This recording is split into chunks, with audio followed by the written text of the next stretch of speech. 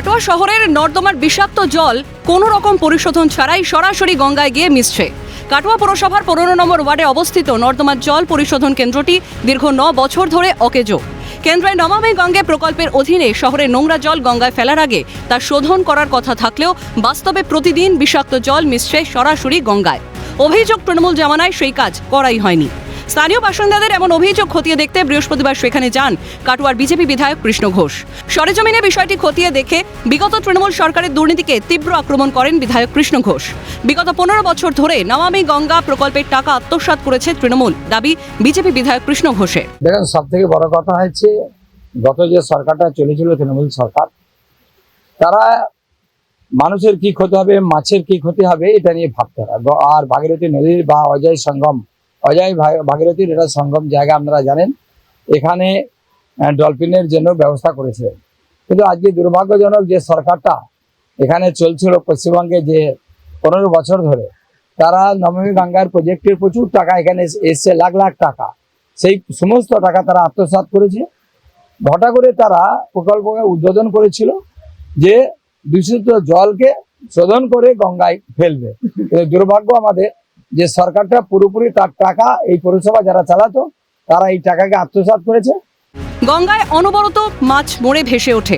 এক সময় কাটোয়ার গঙ্গাবক্ষে যে ডলফিন প্রজনন কেন্দ্র ছিল, দূষণের কারণে আর ডলফিনের অস্তিত্বই নেই। যে 15 নম্বর ওয়ার্ডে, অর্থাৎ আমার ওয়ার্ড যেটা ছিল, এখানে যে 3টে প্রসেসের মাধ্যমে একদম কাটোয়ার যে 4টে ওয়ার্ডে জল এই দিক দিয়ে নামে, 2, 3, 15, 16 এবং 4, এই জলটাকে টোটাল 3টে প্রসেসের মাধ্যমে শোধন করে গঙ্গায় ফেলার কথা। এই ব্যাপারটা নিয়ে তৎকালীন যে চেয়ারম্যান ছিলেন আমাদের অমরাম সাহেব এবং আমরা দুজন মিলে দিল্লি গিয়েছিলাম। ইন্দিরা পর্যাবরণ ভবনে মিটিংটা ডেকেছিল এই নমামি গঙ্গা প্রজেক্ট নিয়ে। অর্থাৎ গঙ্গা সংবলিত পশ্চিমবঙ্গে যে সমস্ত পৌরসভাগুলো রয়েছে সেই পৌরসভাগুলোকে মেনলি রাখা হয়েছিল, যাতে পরিশোধিত জলগুলো, যে সমস্ত সুয়েজ জলগুলো রয়েছে সেগুলো পরিশোধন করে গঙ্গায় ফেলা হয়, যাতে গঙ্গা পলিউটেড না হয়। কিন্তু আমরা সেখানে গিয়ে সেই মিটিংয়ের মাধ্যমে জানতে পেরেছিলাম যে কাটোয়ায় এই যে 15 নম্বর ওয়ার্ডে সুয়েজ ট্রিটমেন্ট প্ল্যান্টটা রয়েছে, এটা বুঝে গিয়েছে। এটা অনেক আগে থেকেই বুঝেছিল। সেটা তৎকালীন চেয়ারম্যান যিনি ছিলেন অমরাম মহাশয়, এটাকে চেয়েছিলেন যে এটাকে ভালো করে পরিষ্কার পরিচ্ছন্ন করে আবার নতুন করে এটাকে রিফর্ম করার জন্য।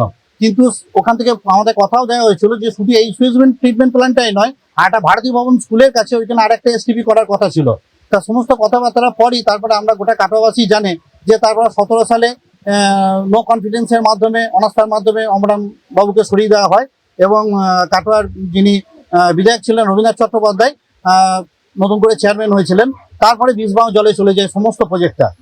সংশ্লিষ্ট দপ্তরে জানিয়ে এই সমস্যা সমাধানের দ্রুত আশ্বাস দিয়েছেন বিজেপি বিধায়ক কৃষ্ণ ঘোষ।